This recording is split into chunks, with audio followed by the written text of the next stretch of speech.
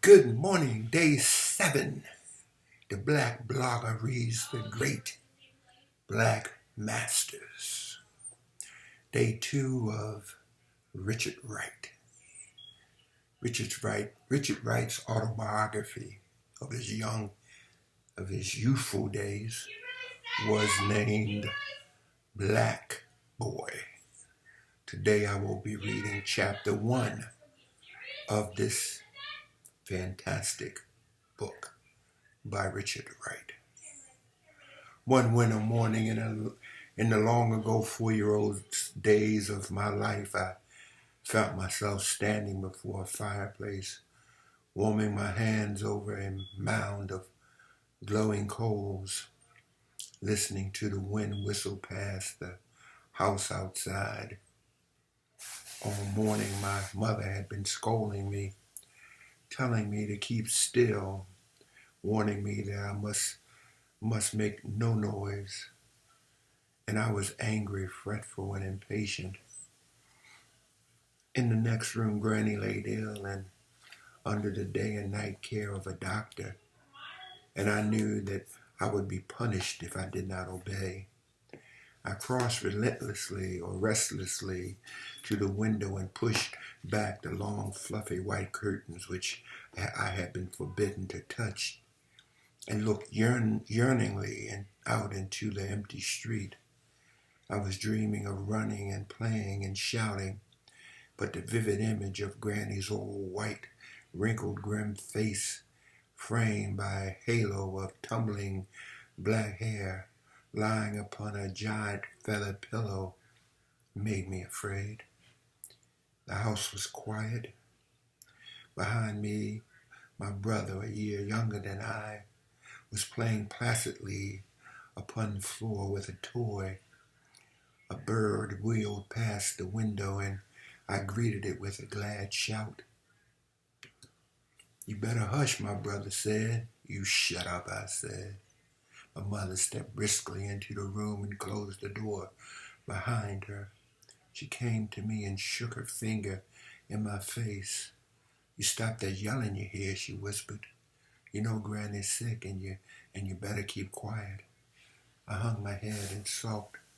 She laughed and I ached with boredom. "I told you so," my brother gloated. "You shut up," I told him again. I wandered listlessly around the room, trying to think of something to do, dreading the return of my mother, resentful of being neglected. The room held nothing of interest except the fire, and finally I stood before the shimmering embers, fascinated by the quivering coals. An idea of a new kind of game grew and took root in my mind. Why not throw something into the fire and watch it burn? I looked about. There was only my picture book, and my mother would beat me if I burned that. Then what? I hunted around until I saw the broom leaning in the closet. That's it. Who would bother about a few straws if I burned them? I pulled out the broom and tore out a batch of straws and tossed them into the fire and watched them burn, turn black, blaze, and finally becoming white wisp of ghosts that vanished. Burning straws was a teasing kind of fun, and I took more of them from the broom and cast them into the fire. My brother came to my side, his eyes drawn by the blazing straws. "Don't do that," he said. "How come?" I asked. "You'll burn the whole broom," he said. "You hush," I said. "I'll tell," he said. "And I'll hit you," I said. My idea was growing, blooming. Now I was wondering just how long the long, fluffy white curtains would look if I lit a bunch of straws and held it under them. Would I try it? Sure. I pulled several straws from the broom and held them to the fire until they blazed. I rushed to the window and brought the flame in touch with the hems of the curtain. My brother shook his head. "No," he said. He spoke too late. Red circles were eating into the white cloth. Then a flame of flare shot out, startled. I backed away. The fire soared to the ceiling, and I trembled with fright. Soon a sheet of yellow lit the room. I was terrified. I wanted to scream, but I was afraid. I looked around for my brother. He was gone. One half of the room was down ablaze. Smoke was choking me, and the fire was licking at my face. making me gasp. I made for the kitchen. Smoke was surging there too. Soon my mother would smell the smoke and see the fire and come and beat me. I had done something wrong, something which I could not hide or deny. Yes, I would run away and never come back. I ran out of the kitchen into the backyard. Where could I go? Yes, under the house. Nobody would find me there. I crawled under the house and crept into a dark hollow of the brick chimney and balled myself into a tight knot. My mother must not find me and whip me for what I had done. Anyway, it was all an accident. I had not really intended to set the house afire. I had just wanted to see how the curtains would look when they burned, and neither did it occur to me that I was hiding under a burning house. Presently, footsteps pounded on the floor above me. Then I heard screams. Later, the gongs of fire wagons and clopping hoofs of horses came from the direction of the street. Yes, there was really a fire like the one I had seen one day burn our house down to the ground, leaving only a chimney standing. I was stiff with terror. The thunderous sound above me shook the chimney to which I clung. The screams came louder. I saw the image of my grandmother lying helplessly upon her bed, and there were yellow flames in her black hair. Was my mother afire? Would my brother burn? Perhaps everybody in the house would burn. Why had I not thought of those things before I fired the curtains? I yearned to become invisible, to stop living, and I began to cry. The commotion above me increased, and I began to cry. It seemed that I had been hiding for ages, and when the stomping and the screaming died down, I felt lonely, cast forever out of life. Voices sounded nearby, and I shivered. "Richard!" My mother was calling frantically. I saw her legs and the hem of her dress moving swiftly around the backyard. Her wails were full of an agony whose intensity told me that my punishment would be measured by its depth. Then I saw a taut face peering under the edge of the house. She had found me. I held my breath and waited to hear her command me to come to her. Her face went away. No, she had not seen me huddled in a dark nook of the chimney. I tucked my head into my arms, and my teeth chattered. "Richard!" The distress I sensed in her voice was as sharp and painful as the lash of a whip on my flesh. "Richard, the house is on fire. Oh, find my child."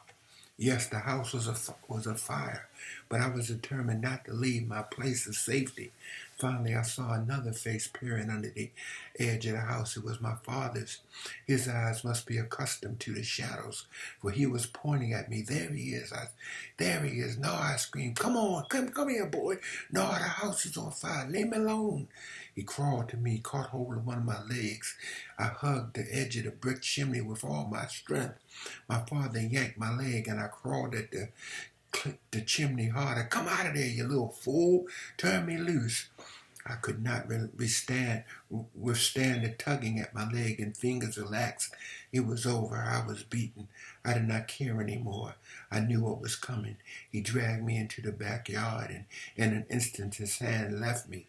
I jumped to my feet and broke into a wild run, trying to elude the people who surrounded me. Headed for the street, I was caught before I'd gone 10 paces. From that moment on, things became tangled for me. Out of all the weeping and the shouting and the wild talk, I learned that no one had died in the fire. My brother, it seemed, had finally overcome enough of his panic to warn my mother, but not before more than half the house had been destroyed. Using a mattress as a stretcher, Grandpa and an uncle had lifted Granny from a bed and rushed her to safety of a neighbor's house. My long absence and silence had made everyone think for a while that I had perished in the blaze. "You almost scared us to death," my mother muttered as she stripped the leaves from a tree limb to prepare it for my back. I was lashed so hard and long that I lost consciousness. I was beaten out of my senses, and later I found myself in bed screaming, determined to run away, tussling with my mother and father who were trying to keep me still. I was lost in a fog of fear. A doctor was called.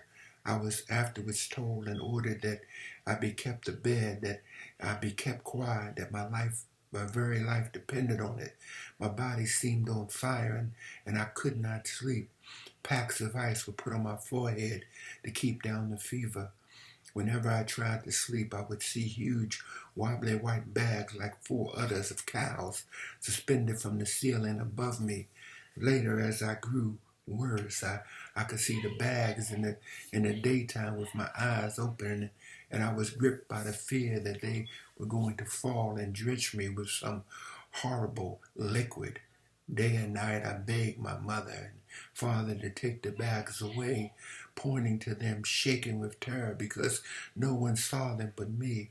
Exhaustion would make me drift towards sleep, and then I would scream until I was wide awake again. I was afraid to sleep. Time finally bore me away from the dangerous bags, and I got well. But for a long time I was chastened whenever I remembered that my mother had come close to killing me. Each event spoke with a cryptic tongue, and the moments of living slowly revealed their coded meanings. There was wonder I felt when I first saw a brace of the mountain-like spotted black and white horses clopping down a dusty road through the clouds of powdered clay. There was delight I caught in seeing long straight rows of red and green vegetables stretching away in the sun to the bright horizon. There was the faint, cool kiss of sensuality, which when dew came on my cheeks and shins as I ran down the wet green garden paths in the early morning. There was a vague sense of the infinite as I looked down the yellow dreamy waters of the Mississippi River from the verdant bluffs of Natchez. There were echoes of nostalgia I heard in the crying strings of wild geese winging south against a bleak autumn sun. There was a tantalizing melancholy in the tingling scent of burning hickory wood. There was the teasing and an impossible desire to imitate the petty pride of sparrows wallowing and flouncing in the red dust of country roads. There was the yearning for identification loosed in me by the sight of a solitary ant carrying a burden upon a mysterious journey. There was the disdain that filled me as I tortured a delicate pink-blue crawfish that huddled fearfully in the mudsill of a rusty tin can. There was the achy glory in the masses of clouds burning gold and purple from an invisible sun. There was the liquid alarm I saw in the blood-red glare of the sun's afterglow mirrored in the squared panes of whitewashed frame houses. There was the languor I felt when I heard green leaves rustling with a rain-like sound. There was the incomprehensible secret embodied in a whitish toadstool hiding in the dark shade of a rotting log. There was the experience of feeling death without dying that came from watching a chicken leap about blindly after its neck had been snapped by a quick twist of my father's wrist. There was the great joke that I felt God had played on cats and dogs by making them lap their milk and water with their tongues. There was the thirst I had when I watched clear, sweet juice trickle from the sugar cane being crushed. There was the hot panic that swelled up in my throat and swept through my blood when I first saw the lazy limp coils of a blue-skinned snake sleeping in the sun. There was the speechless astonishment of seeing a hog stabbed through the heart, dipped in boiling water, scraped, split open, gutted, and strung up gaping and bloody. There was the love I had for the mute regality of tall moss-clad oaks. There was a hint of cosmic cruelty that I felt when I saw the curved timbers of a wooden shack that had been warped in the summer sun. There was the saliva that formed in my mouth whenever I smelt clay dust potted with fresh rain. There was the cloudy notion of hunger when I breathed the odor of new-cut bleeding grass. There was the quiet terror that suffused my senses when vast hazes of gold washed earthward from star-heavy skies on silent nights. One day my mother told me that we were going to Memphis on a boat to Kate Adams, and my eagerness thereafter made the days seem endless. Each day I went to bed hoping that the next morning would be the day of departure. How big is the boat? I asked my mother. As big as a mountain, she said. Has it got a whistle? Yes. Does the whistle blow? Yes. When? When the captain wants to blow it. Why do they call it the Kate Adams? Because that's the boat's name. What color is the boat? White. How long will we be on the boat? All day and all night. Will we sleep on the boat? Yes, when we get sleepy, we'll sleep. Now hush. For days I dreamed about the huge white boat floating on a vast body of water, but when my mother took me down to the levee on the day of leaving, I saw a tiny, dirty boat that was not at all like the boat I had imagined. I was disappointed, and when the time came to board, I cried, and my mother thought that I did not want to go with her to Memphis, and I could not tell her what the trouble was. Solace came when I wondered about the boat, gazed at Negroes throwing dice, drinking whiskey, playing cards, lolling on boxes, eating, talking, and singing. My father took me down into the engine room, and the throbbing machines enthralled me for hours. In Memphis, we lived in a one-story brick tenement. The stone buildings and the concrete pavements looked bleak and hostile to me. The absence of green growing things made the city seem dead. Living space for the four of us, my mother, my brother, my father, and me, was a kitchen and a bedroom, and the front and the rear were paved areas in which my brother and I could play. But for days I was afraid to go into the strange city streets alone. It was in this tenement that the personality of my father first came fully into the orbit of my concern. He worked as a night porter in a Beale Street drugstore, and he became important and forbidden to me only when I learned that I could not make noise when he was asleep in the daytime. He was a lawgiver in our family, and I never laughed in his presence. I used to lurk timidly in the kitchen doorway and watch his huge body sitting slumped at the table.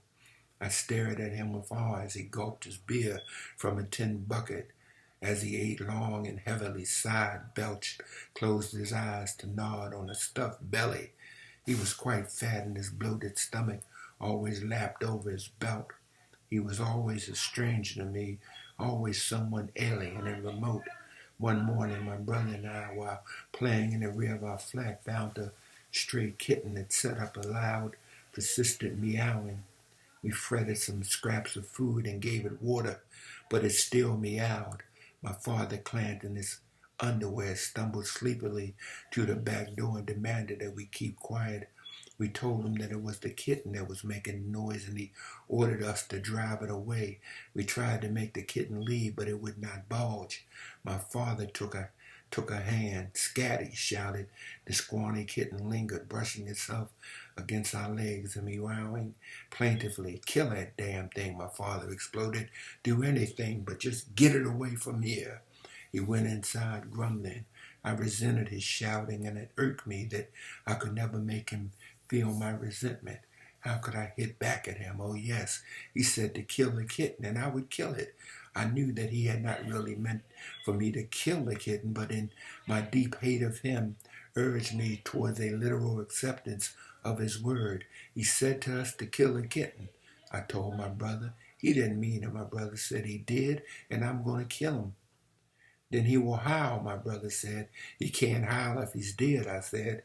"He didn't really say kill him," my brother protested. "He did," I said, "and you heard him." My brother ran away in fright. I found a piece of rope, made a noose, slipped it about the kitten's neck, pulled it over a nail, then jerked the animal clear of the ground. It gasped, slobbered, spun, double-clawed the air frantically. Finally, its mouth gaped and its pink, white tongue shot out stiffly. I tied the rope to a nail and went to find my brother. He was crouching behind a corner of a building. "I killed him," I whispered. "You did bad," my brother said. "Now Papa can sleep," I said, deeply satisfied. "He didn't mean for you to kill him," my brother said. Then why did he tell me to do it? I demanded. My brother could not answer. He stared fearfully at the dangling kitten. The kitten's going to get you, he warned. That kitten can't even breathe now. And I said, I'm going to tell, my brother said, running into the house. I waited, resolving to defend myself with my father's rash words, anticipating my enjoyment and repeating them to him, even though I knew he had spoken them in anger.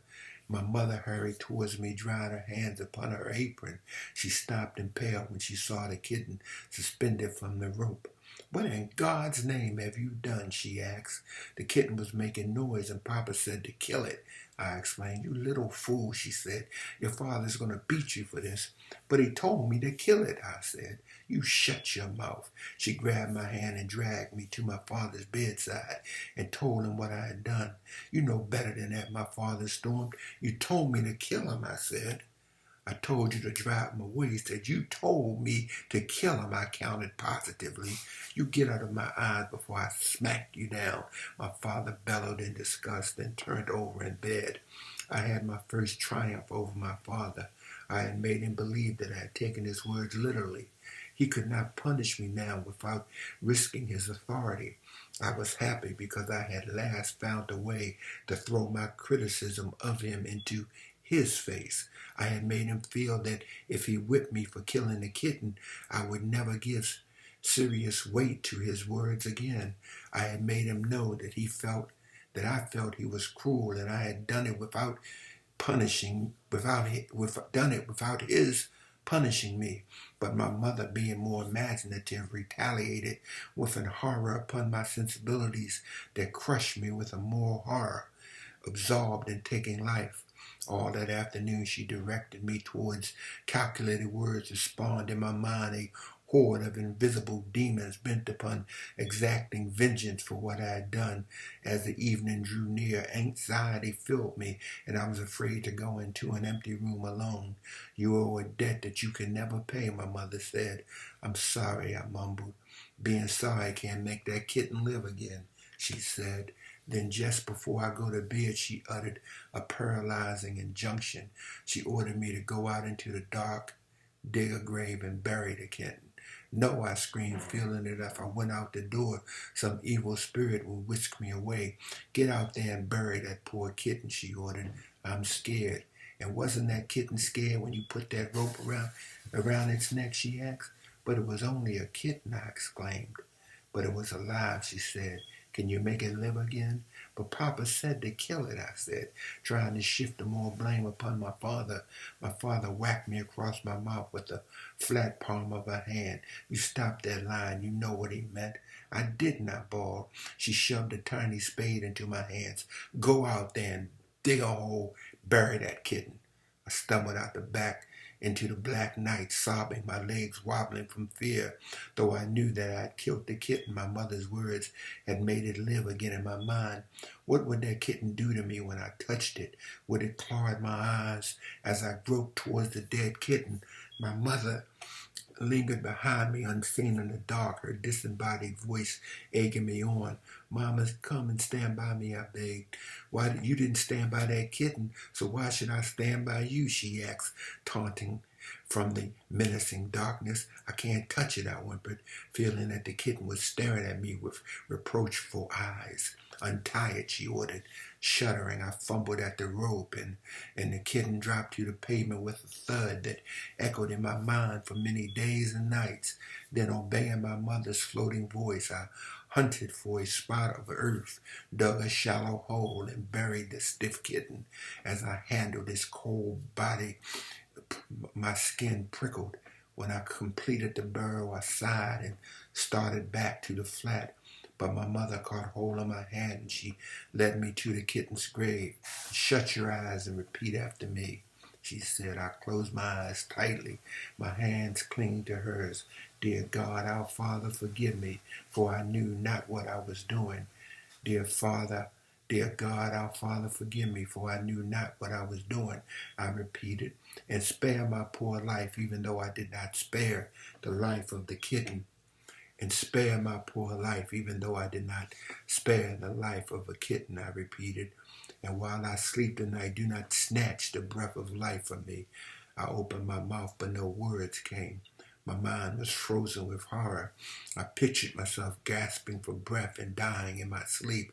I broke away from my mother and ran into the night, crying, shaking with dread. No, I saw my mother call to me many times, but I would not go to her. Well, I suppose you've learned your lesson, she said at last.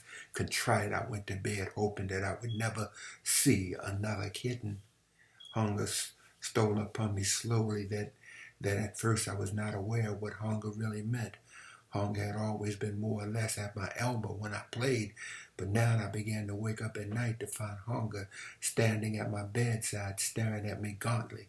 The hunger I had known before this had been no grim, hostile stranger. It had been normal hunger that had made me beg constantly for bread, and when I ate a crust or two, I was satisfied. But this new hunger baffled me, scared me, made me angry and insistent. Whenever I begged for food now, my mother would pour me a cup of tea, which would still clamor in my stomach for a moment or two. But a little later, I would feel hunger nudging my ribs, twisting my empty guts until they ached. I would grow dizzy and my vision would dim.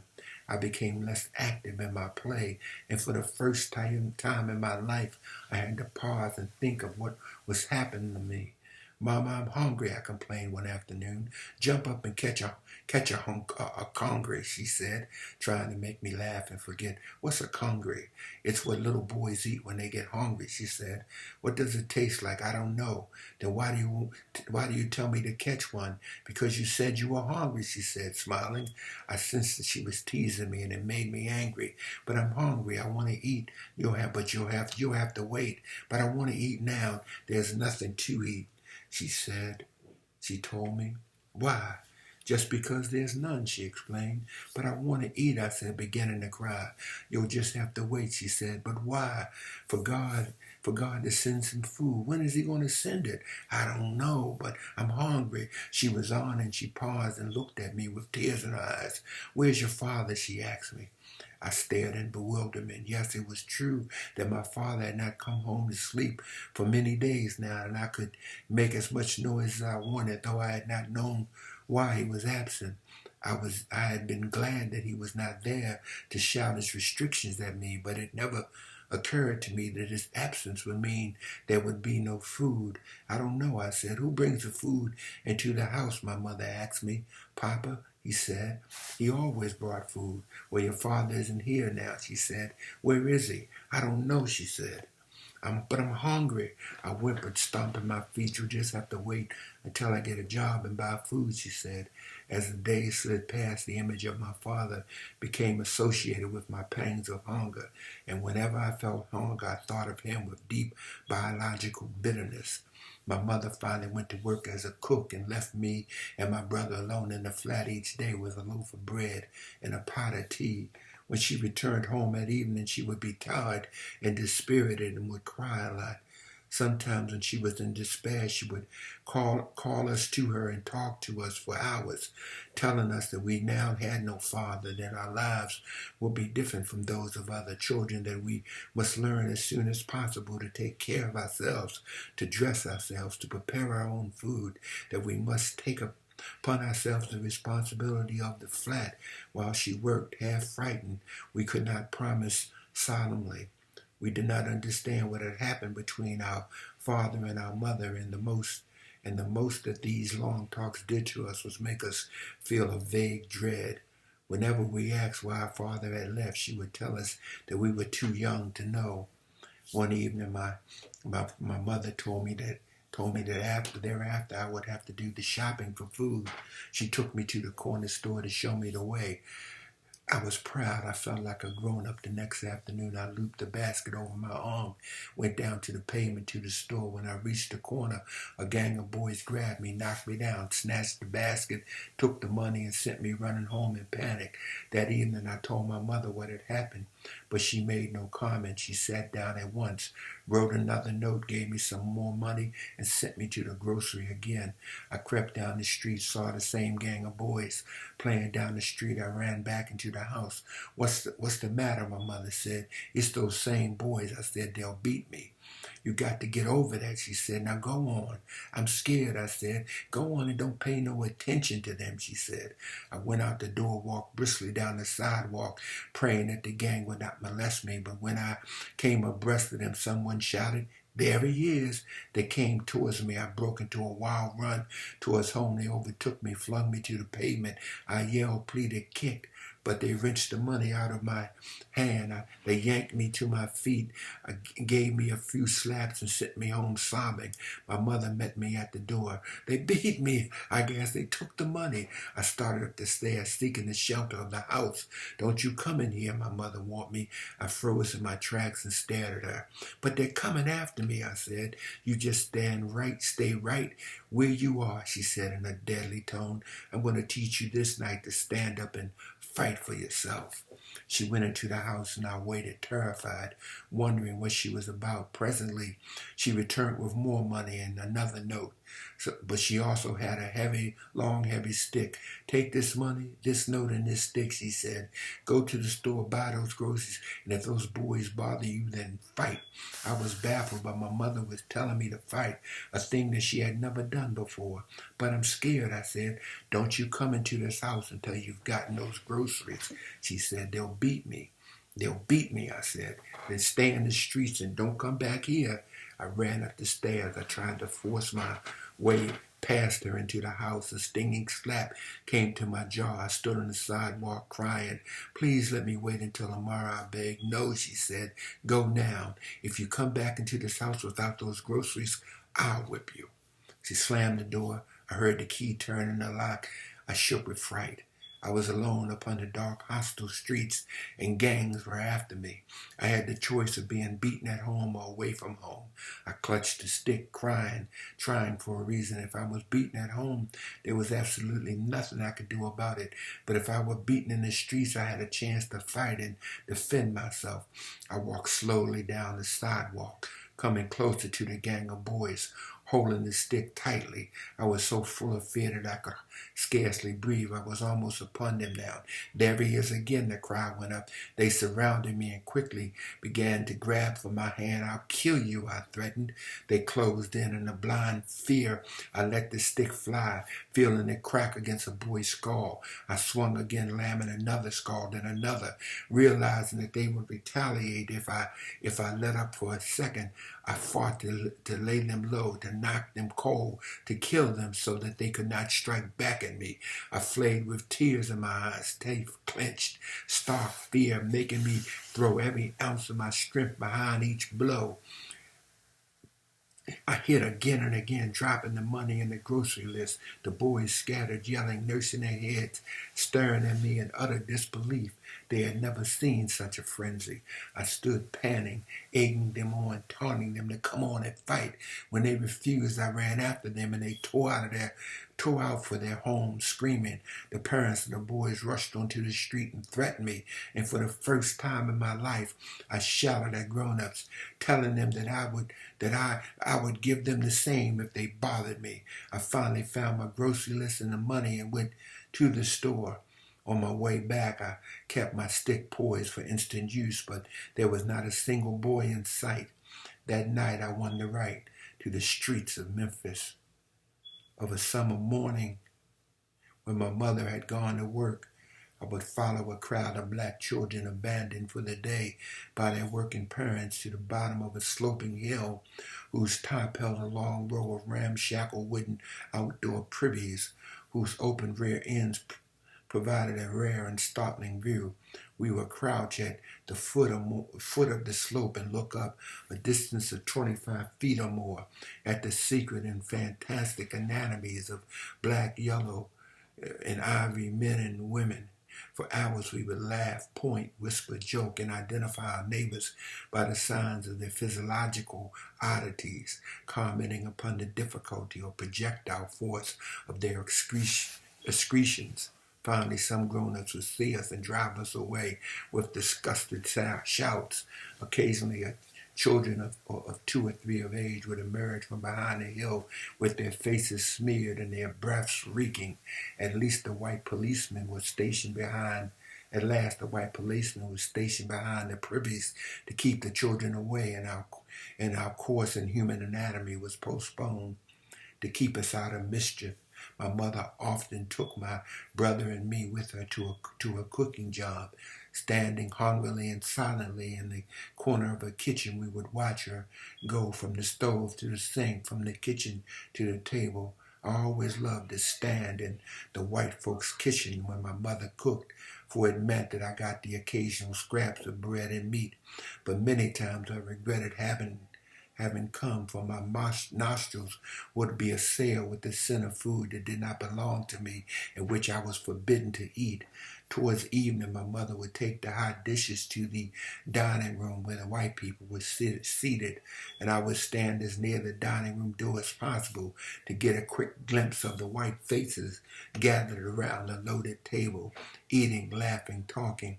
If the white people left anything, my brother and I would eat well, but if they did not, we would have our usual bread and tea. Watching the white people eat would make my empty stomach churn, and I would grow vaguely angry. Why could I not eat when I was hungry? Why did I always have to wait until others were through? I could not understand why some people had enough food and others did not. I now found it irresistible to roam during the day while my mother was cooking in the kitchen of white folks. A block away from our flat was a saloon in front of which I used to loiter all day long. Its interior was an enchanting place that both lured and frightened me. I would beg for pennies, then peer under the swinging doors to watch men and women drink. When some neighbor would chase me away from the door, I would follow the drunks about the street, trying to understand their mysterious mumblings, pointing at them, teasing them, laughing at them, imitating them, jeering, mocking, and taunting them about their lurching antics. For me, the most unusual spectacle was a drunken woman stumbling and urinating, the dampness seeping down her stockinged legs, or I was staring hunger of a man wrecking. Somebody informed my mother about my fondness for the saloon, and she beat me, but it did not keep me from peering under the swinging doors and listening to the wild talks of drunks while she was at work. One summer afternoon in my 6th year, while peering under the swinging doors of the neighborhood saloon, a black man caught hold of my arm and dragged me into its smoky, noisy depths. The odor of alcohol stung my nostrils. I yelled and struggled, trying to break free of him, afraid of the staring crowd of men and women, but he would not let me go. He lifted me, sat me on the counter, put his hat upon my head, and ordered a drink for me. The tipsy man and women yelled in delight. Somebody tried to jam a cigar into my mouth, but I twisted out of the way. How you feel sitting there like a man, boy? A man asked. Make him drunk, and he'll stop peeping in here, somebody said. Let's buy him drinks, somebody said. Some of my fright left as I stared about. Whiskey was set before me. Drink it, boy, somebody said. I shook my head. The man who dragged me in urged me to drink it, telling me that it would not hurt me. I refused. Drink it, it'll make you feel good, he said. I took a sip and coughed. The men and women laughed. The entire crowd in the saloon gathered around me, urging me to drink. I took another sip, then another. My head spun and I laughed. I was put on the floor and I ran giggling and shouting around the yelling crowd. As I would pass each man, I would take a sip from an offered glass. Soon I was drunk. A man called to me and whispered some words into my ear and told me that he would give me a nickel if I went to a woman and repeated them to her. I told him that I would say it. He gave me a nickel and I ran up to a woman and shouted the words. A gale of laughter went up in the saloon. Don't teach that boy that, someone said. He doesn't know what it is, another said. From then on, for a nickel or a penny, I would repeat to anyone whatever was whispered to me. In my foggy, tipsy state, the reaction of men and women to my mysterious words enthralled me. I ran from person to person, laughing, hiccuping, and spewing out filth that made them double over with glee. Let that boy alone, someone said. It ain't gonna hurt him, another said. It's a shame, a woman said, giggling. Go home, boy, somebody yelled at me. Towards early evening, they let me go. I staggered along the pavements, drunk, repeating obscenities to the horror of the women I passed and to the amusement of the men en route to their homes from work. To beg drinks in the saloon became an obsession. Many, many evenings my mother would find me wandering in a daze and take me home and beat me, but the next morning, no sooner had she gone to her job than I would run to the saloon and wait for someone to take me in and buy me a drink. My mother protested tearfully to the proprietor of the saloon, who ordered me to keep out of his place, but the men, reluctant to surrender their sport, would buy me drinks anyway, letting me drink out of their flask on the streets, urging me to repeat obscenities. I was a drunkard in my 6th year before I had even begun school. With a gang of children, I roamed the streets, begging pennies from passerbyers, haunting the doors of saloons, wandering further and further away from home each day. I saw more than I could understand and heard more than I could remember. The point of life became for me the time when I could beg for drinks. My mother was in despair. She beat me. Then she prayed and wept over me, imploring me to be good, telling me that she had to work, all of which carried no weight to my wayward mind. Finally, she placed me and my brother in the keeping of an old black woman who watched me every moment to keep me from running to the doors of saloons to beg for whiskey. The craving for alcohol finally left me, and I forgot the taste of it. In the immediate neighborhood, there were many school children who in the afternoons would stop and play en route to their homes. They would leave their books upon the sidewalk, and I would thumb through the pages and question them about the baffling black print. When I had learned to recognize certain words, I told my mother that I wanted to learn to read, and she encouraged me. Soon I was able to pick my way through most of the children's books I ran across. There grew in me a consuming curiosity about what was happening around me, and when my mother came home from a hard day's work, I would question her so relentlessly about what I had heard in the streets that she refused to talk to me. One cold morning, my mother awakened me and told me that because there was no coal in the house, she was taking my brother to the job with her, and that I must remain in bed until the coal she ordered was delivered. For the payment of the coal, she left a note together with some money under the dresser scarf. I went back to sleep and was wakened by the ringing of the doorbell. I opened the door and let the coal man in. I gave him the money and the note. He brought in a few bushels of coal, then lingered, asking me if I was cold. Yes, I said, shivering. He made a fire, then sat and smoked. How much change do I owe you? He asked me. I don't know. Shame on you, he said. Don't you know how to count? No, sir, I said. Listen and repeat after me, he said. He counted to 10 and I listened carefully. Then he asked me to count alone and I did. Then he asked me to memorize the words 20, 30, 40. Then he told me to add 1, 2, 3, and so on. In about an hour's time, I had learned to count to 100, and I was overjoyed. Long after the coal man had gone, I danced up and down on my bed in my nightclothes, counting again and again to 100, afraid that if I did not keep repeating the numbers, I would forget them. When my mother returned from a job that night, I insisted that she stand still and listen while I counted 100. She was dumbfounded. After that, she taught me to read, told me stories. On Sundays, I would read the newspapers with my mother guiding me and spelling out the words. I soon made myself a nuisance by asking far too many questions of everybody. Every happening in the neighborhood, no matter how trivial, became my business. It was in this matter that I first stumbled upon the relations between whites and blacks, and what I learned frightened me. Though I had long known that there were people called white people, it never meant anything to me emotionally. I had seen white men and women upon the streets 1,000 times, but they never looked practically white to me. They were merely people like other people, yet somehow strangely different because I had never come in close contact with any of them. For the most part, I never thought of them. They simply existed somewhere in the background of a city as a whole. It might have been that my tardiness in learning to sense white people as white people came from the fact that many of my relatives were white-looking people. My grandmother, who was white as any white person, had never looked white to me. And when word circulated among the black people of the neighborhood that a black boy had been severely beaten by a white man, I felt that the white man had a right to beat the black boy, for I naively assumed that the white man must have been the black boy's father. And did not all fathers like my father have the right to beat their children? A paternal right was the only right, to my understanding, that a man had to beat a child. But when my mother told me that a white man was not the father of the black boy, was no kin at all, I was puzzled. Then why did the white man whip the black boy? I asked my mother. The white man did not whip the black boy, my mother told me. He beat the black boy. But why? You're too young to understand.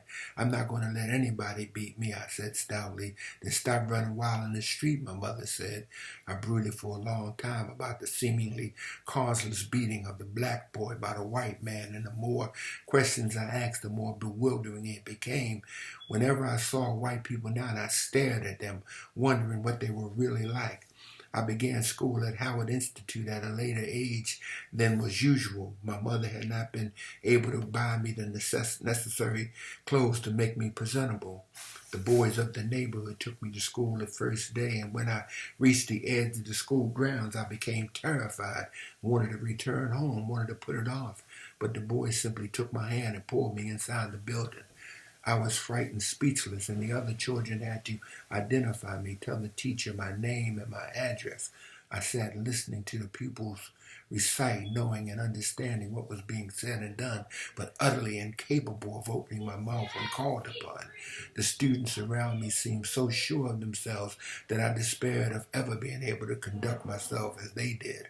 On the playground at noon, I attached myself to a group of older boys and followed them around, listening to their talk, asking countless questions. During the noon hour, I learned all the four-letter words describing physiological and sex functions, and I discovered that I had known them before and had spoken them in the saloon, although I had not known what they meant. A tall black boy recited a long, funny piece of the Royal, replete with filth, describing the physiological relations between men and women, and I memorized it word for word after having heard it but once. And yet, despite my retentive memory, I found it impossible to recite when I went back into the classroom. My teacher called upon me, and I rose, holding my book before my eyes, but I could make no words come from them. I could feel no presence of the strange boys and girls behind me, waiting to hear me read, and fear paralyzed me. Yet when the school let out the first day, I ran joyously home with my brain burdened with racing and daring knowledge, but not a single idea from books. I gobbled my cold food that had been left covered on the table, seized a piece of soap, and rushed into the street, eager to display all I had learned in school since the morning. I went from window to window, printed in large soap letters all my newly acquired four-letter words. I had written on nearly all the windows in the neighborhood when a woman stopped me and drove me home. That night, the woman visited my mother and informed her of what I had done, taking her from window to window and pointing out my inspirational scribblings. My mother was horrified. She demanded that I tell her where I learned the words, and she refused to believe me that I told her that I learned them at school. My mother got a pail of water and a towel and took me by the hand and led me to the smeared windows. That's the Black Boy by Richard Wright. We will be doing a excerpt from Zora Neale Hurston's My Eyes Were Watching God tomorrow.